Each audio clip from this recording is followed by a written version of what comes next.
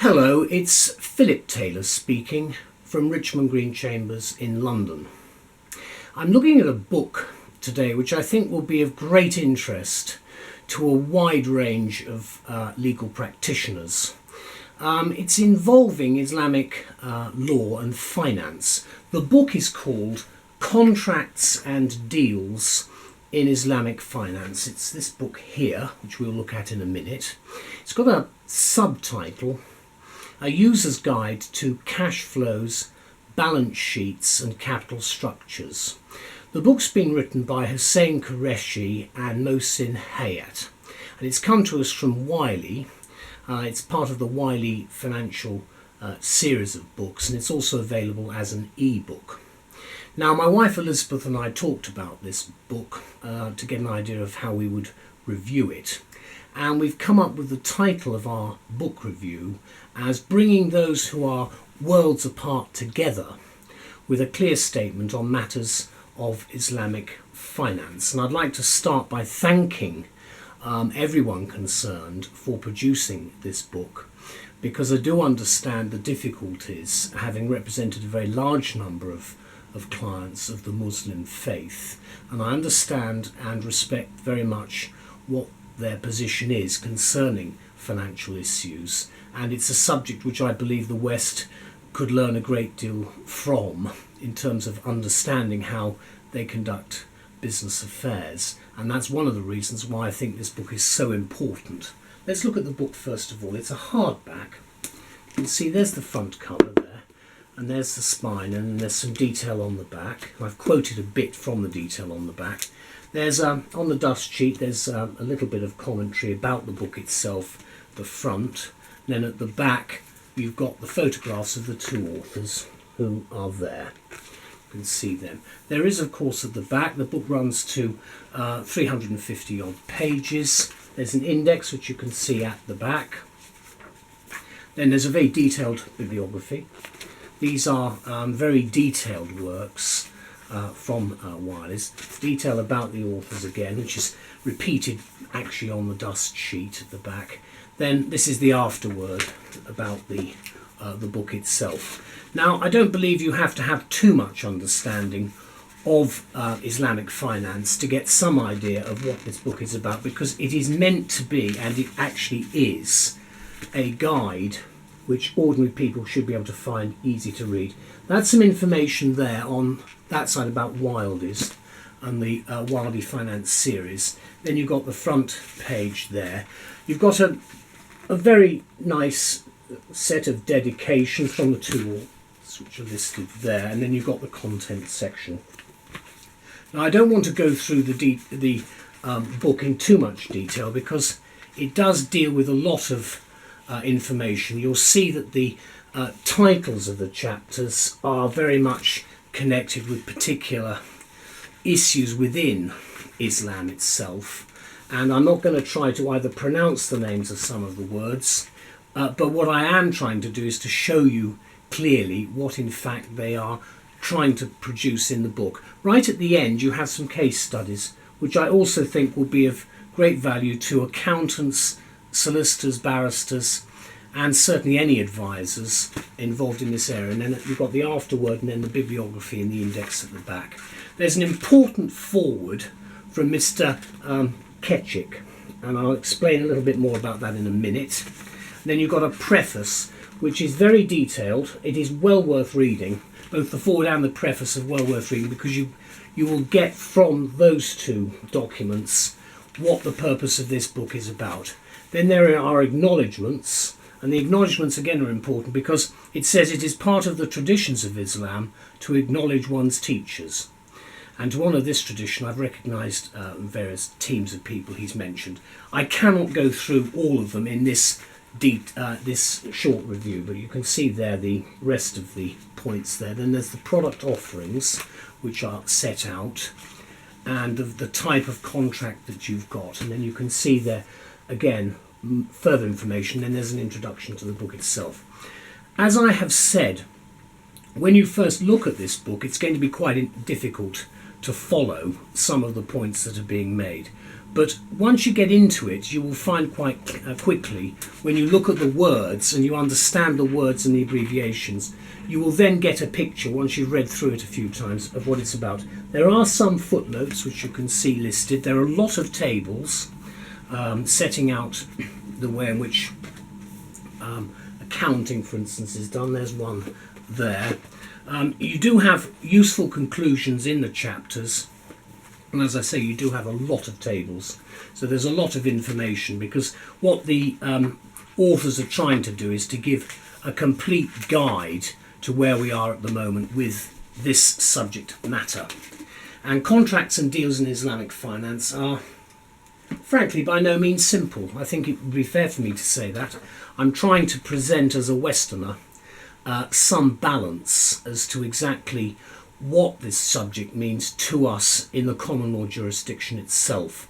And that's one of the reasons why, when I saw this book, I thought this was one that we should certainly look at in some detail and give as fair appraisal as I can, because I do feel that members of my own profession, the legal profession, we have actually quite a lot of learning to do when it comes to understanding, when we're dealing with clients, of where they are coming from when it comes to the subject of financing matters and the religion of Islam, the concepts which are very, very important to, of course, our clients and of course to everybody else.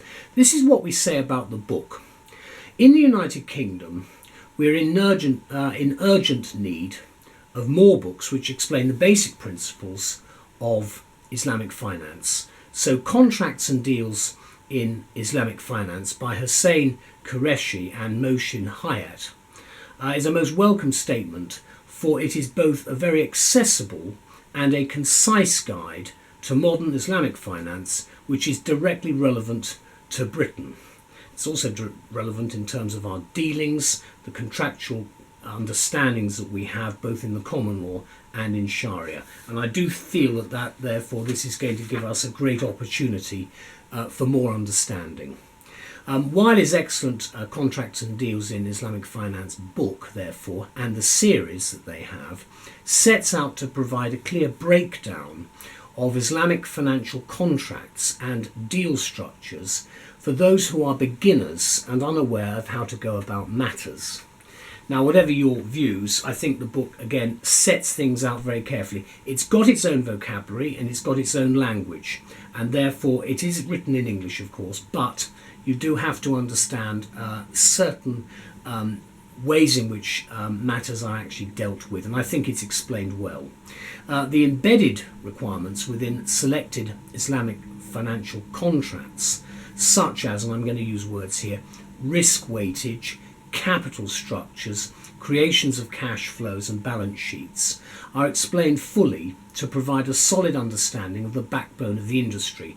And that's really why I've said that this book, I think, has got a much wider audience than just the lawyer. It's very much for accountants and I think for business, and I think it would do a very good job for anybody who is actually contracting with people from the Islamic world. Now, Kureshi and Hayat have aimed the book primarily at beginners and those with a background in conventional banking, and it guides the reader through the major contracts, how they're applied and how to discern a contract's legitimacy.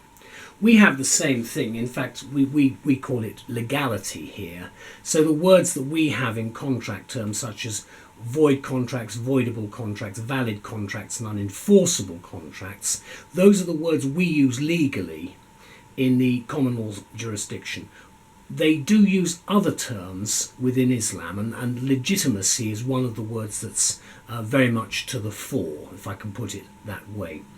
The work includes case studies and interviews with bankers and global regulators, and they provide real life examples of contract application and the author's own experiences, which provide deep insights into the everyday issues that arise. Ancillary instructors' materials include PowerPoint slides and lecture notes that facilitate use of this book in a classroom situation, so it's a good teaching guide as well. Literature describing the application of Islamic financial contracts are few and far between, and those providing a basic breakdown of these contracts and questioning their validity are rarer still. And that's really why I'm welcoming this book and doing the review that I am putting forward. And I hope you'll see the review both on the web and in the law journals, which will be of some guidance to people involved in this area of work. Now, let me refer back to the foreword. Syed Abdul Aziz Syed Kechik writes in the foreword that this book is a fine piece of Islamic finance, and that actually sums it up. He uses those words specifically in the foreword. That is, in other words, what can be described as the offering of Sharia compliant financial products to clients. And it's very important to make sure at all times that what you're doing is compliant, because that is a prerequisite basically of what you have to do.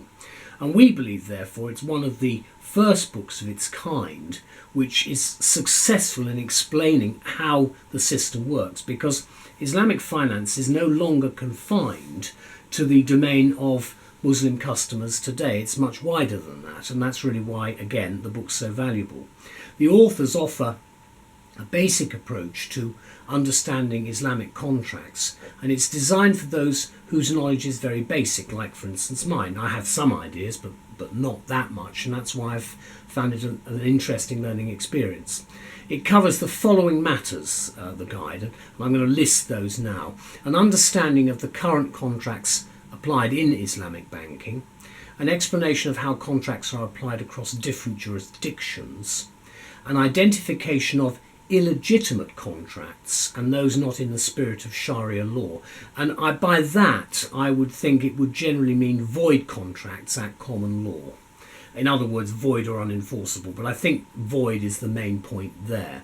And also an examination of the current economic realities surrounding Islamic finance today, which will be of great value to a wide range of legal and economics banking students.